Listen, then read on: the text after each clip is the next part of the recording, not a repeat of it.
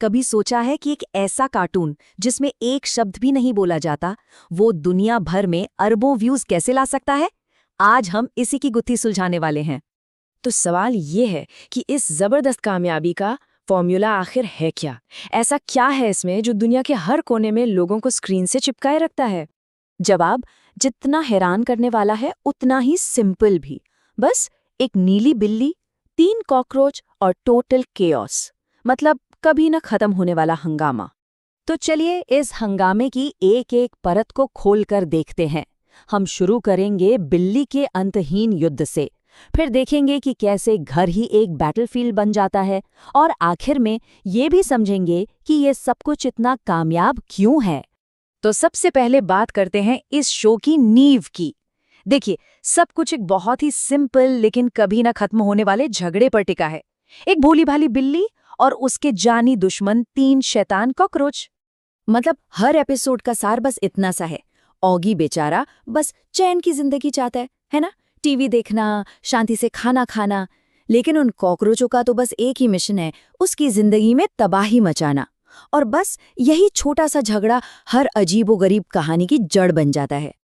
अब आगे बढ़ते हैं और देखते हैं कि ये जो मेन लड़ाई है वो रोजमर्रा की चीजों के बीच कैसे होती है, और कैसे एक साधारण सा घर एक खतरनाक युद्ध के मैदान में तब्दील हो जाता है। तो एक टिपिकल कॉकरोच डकैती होती कैसे है? स्टेप 1, ऑगी अपना कोई काम कर रहा होता है, खाना बना रहा है, कपड़े धो रहा है, या शायद गार्डन की सफाई।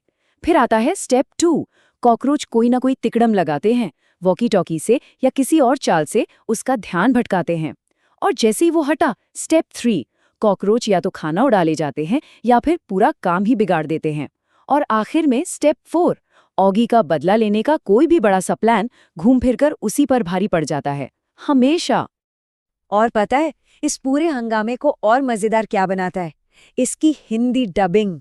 बिल्ले की बजती बैंड, ये लाइन तो जैसे इसकी पहचान बन गई है, और फैंस को ये सब बहुत पसंद आता है। अच्छा, अब यहाँ से चीजें सच में क्रेजी होने लगती हैं। ये शो एक मामूली सी कहानी को पकड़ता है और उसे सीधा स्पेस तक ले जाता है। मतलब ये साबित कर देता है कि घर का एक छोटा सा झगड़ा भी पूरी दुनिया के लिए खतरा बन सकता है। जरा इस कहानी को देखिए। क्रिसमस का दिन है, एक तोहफे को लेकर लड़ाई शुरू होती है। लड़ते लड़ते ये लोग गलती से एक रॉकेट में बैठकर स्पेस में लॉन्च हो जाते हैं।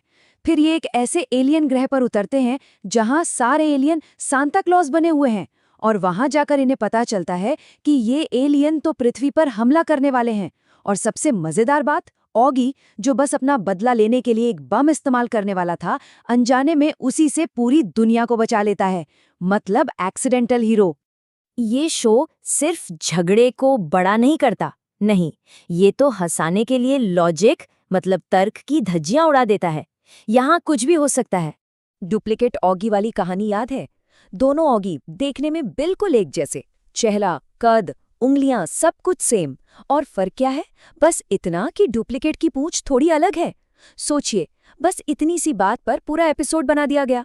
यही तो है इस शो का कमाल। और ये पागलपन यही नहीं रुकता।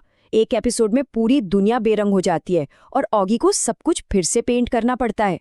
फिर वो सुपर हीरो बनता है, पर मदद करने के चक्कर में पूरे शहर में तबाही मचा देता है। कभी कॉकरोच ऑगी के इतने सारे स्टैचू बना देते हैं कि खुद ही पागल हो जाते हैं।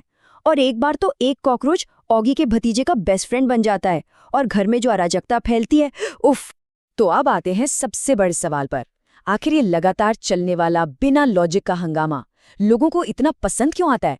क्या है इसमें ऐसा?